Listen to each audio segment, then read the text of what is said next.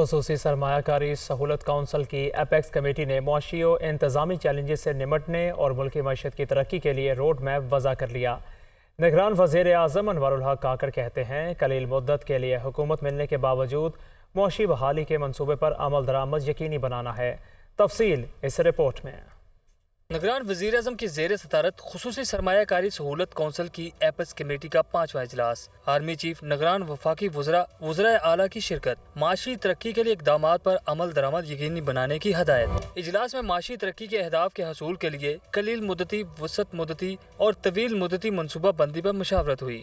شرکاء کو مقامی اور بیرونی سرمایہ کاری کی راہ میں حائل رکاوٹوں کے سدباب کے لیے اقدامات سے آگاہ کیا گیا۔ ریگولیشن کو مؤثر اور تیز تر بنانے کے جامع پلان پر بھی بریفنگ دی گئی۔ وزیر اعظم انوار الحق نے اپنی کابینہ پر زور دیا SIFC کے تحت اقدامات پر معینہ مدت میں عمل درآمد یقینی بنایا جائے۔ نگران وزیر اعظم کا مزید کہنا تھا ان اقدامات کے نفاذ سے آئندہ منتخب حکومت کو بھی معیشت کی بحالی کے پروگرام پر عمل درآمد میں آسانی ہوگی۔ اسپیشل انویسٹمنٹ فیسیلیٹیشن کونسل کا اجلاس۔ نگران وفاقی وزراء کے اجلاس کے حوالے سے میڈیا بریفنگ۔ بتایا کہ ایپیکس کمیٹی نے اب تک کے اقدامات پر اظہار اطمینان کیا۔ SIFC کی ایپیکس کمیٹی اجلاس کا دوسرا دور آج ہوگا۔ فیصلوں کے حوالے سے میڈیا کو آگاہ کریں گے۔ اسلام آباد سے یہ رپورٹ دیکھتے ہیں۔ ڈالر، چینی اور پیٹرولیم مصنوعات کی اسمگلنگ کے خلاف کریک ڈاؤن مزید سخت ہوگا۔ نقصان دہ بین الاقوامی معاہدوں کا جائزہ لیا جائے گا۔ نگران وفاقی وزراء مرتضی سولنگی، شمشاد اختر، گوہر اعجاز اور محمد علی کی press conference special investment facilitation council اجلاس سے متعلق تفصیلات شیئر کی۔ حکومت کے جو اخراجات ہیں ان کو کم کرنا، گردشی قرضوں کو کم کرنا، نجکاری کے حوالے سے جو پہلے سے فیصلے ہو چکے ہیں ان پر عمل درآمد کے حوالے سے ایک کلیئر کیلنڈر اس پر کام کرنا، اس میں FBR کے اندر اس کی ریسٹرکچرنگ اور اصلاحات، غیر ملکی سرمایہ کاری کے حوالے سے جو رکاوٹیں ہیں، جو روڈ بلاکس ہیں وہ ہٹانا، جن میں ویزا پالیسی وغیرہ وہ بھی شامل ہے۔ نگراں وزیر خزانہ شمشاد اختر نے کہا ہم سب ملکی معیشت کی ترقی کے لیے مخلصانہ کوشش کر رہے ہیں، معیشت کی بحالی کے لیے اصلاحات ناگزیر ہیں۔ اور making a very sincere effort کہ ہم اپنا روڈ میپ ڈیفائن کریں for augmenting really the macro economic management in the country. ہم چاہتے ہیں کسی طریقے سے اکانومی کو ریوائیو کیا جائے اور اس کے لیے ہم کام شروع کر رہے ہیں to define the steps to jump start the economy. وزیر تجارت گوہر اعجاز نے کہا کہ ملک کی کنٹرول معیشت کو کھولنے کا فیصلہ کیا ہے، تجارت بڑھائیں گے، معاشی ترقی کے لیے صنعتوں کا فروغ ضروری ہے۔ انڈسٹری کو جو ہے ہمیں پرائرٹائز کرنا پڑے گا تاکہ ملک کا پہیہ چلے۔ اگر صنعت چلے گی تو ملک کا پہیہ چلے گا، اور صنعت چلے گی تو ہمارے ملک کا کاروبار بڑھے گا۔ مہنگائی کا بھی بحران اسی طرح کنٹرول ہوگا جب ایکسپورٹ بڑھے گی۔ یہ جو آج 300 کا ڈالر ہے، یہ 300 کا ڈالر 250 کا بھی ہو سکتا ہے اگر ملک کی ایکسپورٹ کی صنعت چل پڑے۔ وزیر توانائی نے کہا گیس کی قیمتوں کو ریوائز اور نقصانات کو کم، جبکہ بجلی چوری پر کارروائیاں شروع کر دیں۔ بجلی بلز پر صارفین کو ریلیف دینے سے متعلق IMF سے بات چیت آخری مراحل میں ہے۔ IMF کو بھیجا ہوا ہے اور اس کے اندر ہمیں امید تھی کہ کل تک انشاءاللہ جواب آ جائے گا، یسٹرڈے، لیکن وہ بالکل فائنل سٹیجز میں ہے، اور میرا خیال ہے کہ انشاءاللہ ویکینڈ یا میکسیمم منڈے تک اس کے اوپر فیصلہ ہو جائے گا۔ وفاقی وزراء نے مزید کہا کہ اسمگلنگ کی روک تھام پر کام کیا جا رہا ہے، ملک میں سرمایہ کاری کے فروغ کے لیے اقدامات کرنا ہوں گے، غیر ملکی سرمایہ کاروں کی راہ میں حائل رکاوٹوں کو دور کرنے کے لیے بھی اقدامات ناگزیر ہیں۔ دوسری جانب بلاول بھٹو زرداری کا کہنا ہے ہماری پارٹی کے مطابق انتخابات 90 روز میں ہونے چاہیے۔ ہم الیکشن کمیشن سے اپیل کرتے رہیں گے کہ الیکشن کی تاریخ اور شیڈول کا اعلان کیا جائے۔ بلاول بھٹو نے مزید کہا جس کا مقصد مخالفین کو جیل میں ڈالنا تھا وہ آج خود جیل میں ہے۔ بلاول بھٹو زرداری کراچی میں میڈیا سے گفتگو کر رہے تھے۔ پاکستان پیپلز پارٹی کا مطالبہ ہے کہ الیکشنز جلد از جلد کروایا جائے، الیکشنز آئین کے مطابق کروایا جائے، الیکشنز 90 دن میں ہوں تاکہ ہم وہ الیکشنز جیت کے پاکستان کے عوام کا خدمت کر سکیں، پاکستان کا عوام کو ان مشکل معاشی صورتحال سے نکال سکیں۔ صدر زرداری کا اس ملک میں سیاسی قیدیوں میں سے سب سے زیادہ اس کا وہ قید رہا ہے، 11.5 سال صدر زرداری نے جیل میں گزارا ہے سزا کے بغیر، اور آج کل ہم سن رہے ہیں کہ جن سیاستدانوں کو اس تکلیف سے گزرنا پڑ رہا ہے ان کو بہت مشکلات کا سامنا وہ بہت مشکلات کا سامنا کر رہے ہیں، تو ان کو ہم پیغام دلانا چاہ رہے ہیں، ان کو ہم حوصلہ دلوانا چاہ رہے ہیں۔ سپریم کورٹ نے مبینہ آڈیو لیکس انکوائری کمیشن کے 3 ججز پر حکومتی اعتراض کی درخواست مسترد کر دی۔ فیصلے میں قرار دیا کہ حکومتی درخواست بینچ کو ہراساں کرنے کے لیے دائر کی گئی ہے۔ اعتراض کا مقصد چیف جسٹس کو بینچ سے الگ کرنا تھا۔ یہ درخواست عدلیہ پر حملہ ہے۔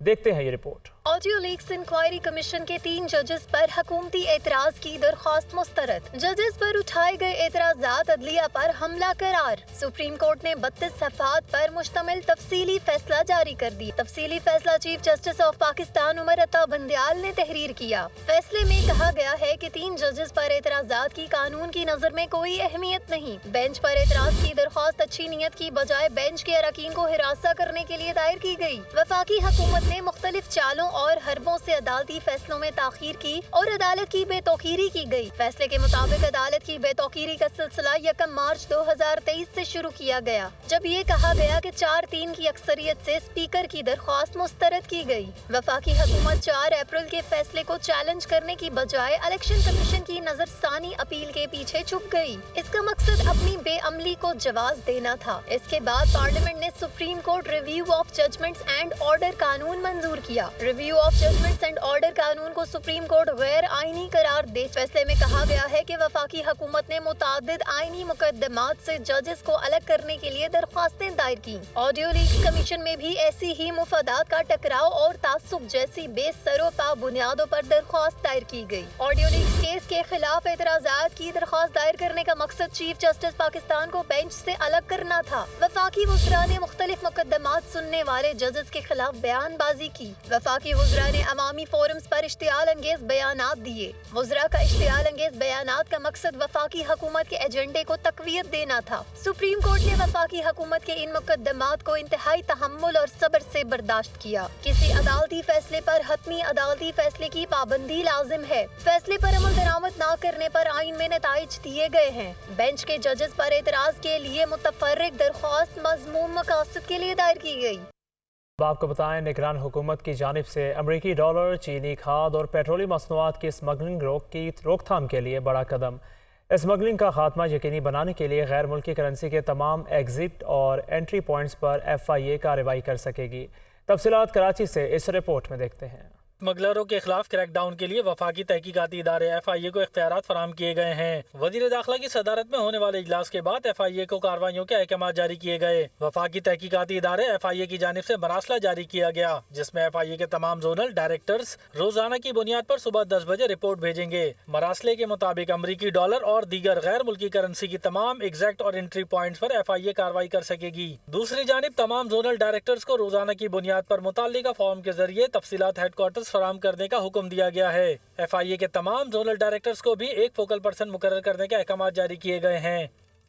انٹر بینک اور اوپن مارکیٹ میں ڈالر کی قدر میں کمی کا سلسلہ جاری رہا۔ انٹر بینک میں ڈالر 2 روپے اور اوپن مارکیٹ میں 3 روپے سستا ہو گیا۔ سونے کی قیمت میں بھی بڑی کمی ریکارڈ کی گئی۔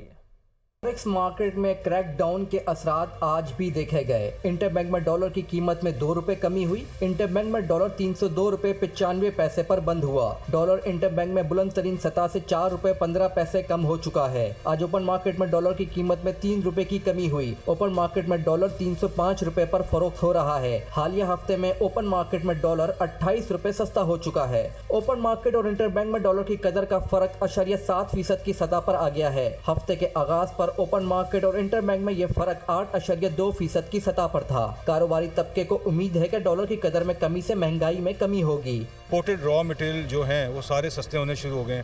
آپ ادھر سے اندازہ لگا لیں کہ ایک ہفتے کے دوران گھی کی قیمتوں میں تقریباً 30 روپے کلو کمی ہو چکی ہے، اور اسی طریقے سے ہی کیمیکلز اور جو دوسری چیزیں ہیں جو امپورٹ اورینٹڈ ہیں ان کی قیمتیں نیچے آ رہی ہیں، اور انفلیشن جو ہے آٹومیٹکلی وہ کم ہوگی۔ ہم یہ توقع رکھتے ہیں اور یقین کے ساتھ کہ یہ کانسٹنٹ یہ رہے گا، اور آپ دیکھیں گا بڑا ڈراسٹیکلی جب ڈالر نیچے گرے گا تو مہنگائی آٹومیٹکلی نیچے آئے گی، کیونکہ ہمارے یہاں ساری چیزیں امپورٹ ہوتی ہیں۔ तो चीज़ें इंशाल्लाह बेहतर होंगी और मुझे इनकी नीयत भी नज़र आती है। सोना आज फिर सस्ता हो गया। फी तोला सोना 4,000 रुपए कमी से 2,12,500 रुपए और 10 ग्राम सोना 3,430 रुपए कमी से 1,82,184 रुपए का हो गया है। स्टॉक मार्केट में आज भी मुस्बत रुझान रहा। 100 इंडेक्स 256 पॉइंट्स इजाफे से 40,013 पॉइंट्स पर बंद हुआ। आगे बढ़ आपको बताएं, महंगी बिजली मजीद महंगी। कीमतों में ₹1.46 फी यूनिट इजाफा। कीमतों में इजाफा जुलाई की फ्यूल कॉस्ट एडजस्टमेंट की मद में किया गया। नेपरा ने बिजली की कीमतों में इजाफे का नोटिफिकेशन जारी कर दिया है। महंगी बिजली मजीद महंगी। कीमतों में ₹1.46 फी यूनिट इजाफा। कीमतों में इजाफा जुलाई की फ्यूल कॉस्ट एडजस्टमेंट की मद में किया गया। नेपरा ने बिजली की कीमतों में इजाफे का नोटिफिकेशन जारी कर दिया है। महंगी बिजली मजीद महंगी। कीमतों में ₹1.46 फी यूनिट इजाफा कर दिया गया। बिजली चोरों के खिलाफ मुल्क भर में क्रैकडाउन में तेज़ी आ गई। बिजली की तकसीम कार कंपनियों के अपने अपने इलाकों में क्रैकडाउन। मुतादिद बिजली चोरों को धर लिया गया। दर्जनों मुकदमात दर्ज। बकाया जात की मद में लाखों रुपए की रिकवरी कर ली। तफसीलात के लिए ये रिपोर्ट देखते हैं।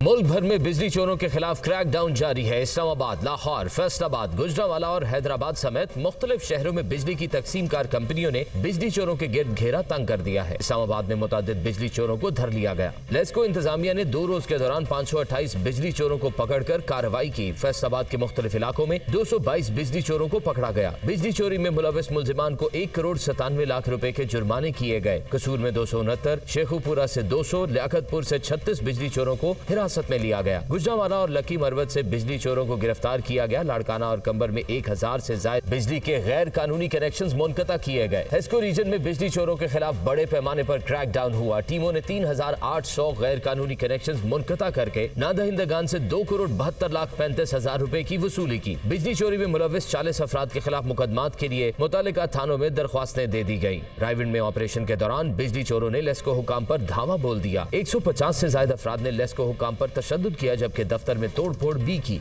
लेस्को हुकाम ने हमला करने वालों के खिलाफ मुकदमा दर्ज करा दिया। दूसरी जानिब 9 मई को जलाओ घेरा का मामला। तहरीक इंसाफ के रहनुमाओं के गिर्द घेरा मजीद तंग। इन्वेस्टिगेशन पुलिस ने इंसदादी दहशतगर्दी अदालत से 22 रहनुमाओं की जायदादें और बैंक अकाउंट्स में मौजूद रकम जब्त करने की इजाज़त मांग ली। मुजाहिद शेख की रिपोर्ट देखते हैं।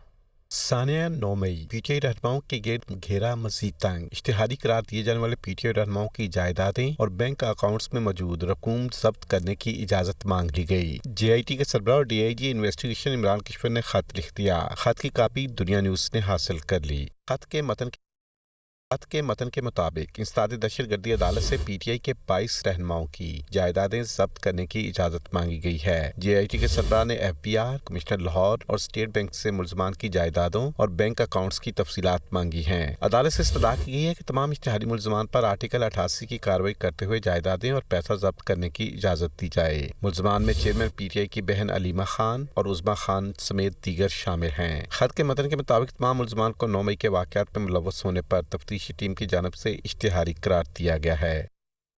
मुल्क में चीनी का बहरान मजीद शिद्दत इख्तियार कर गया। तारीख में पहली बार 1 किलो चीनी की कीमत डबल सेंचुरी अबूर कर गई। एक हफ्ते में फ़ी किलो कीमत में 25 रुपये का इजाफा रिकॉर्ड किया गया। हफ्तावार महंगाई भी 0.96% बढ़ गई। सालाना शरह 26.32% पर जा पहुंची। तफसीलात के लिए ये रिपोर्ट देखिए।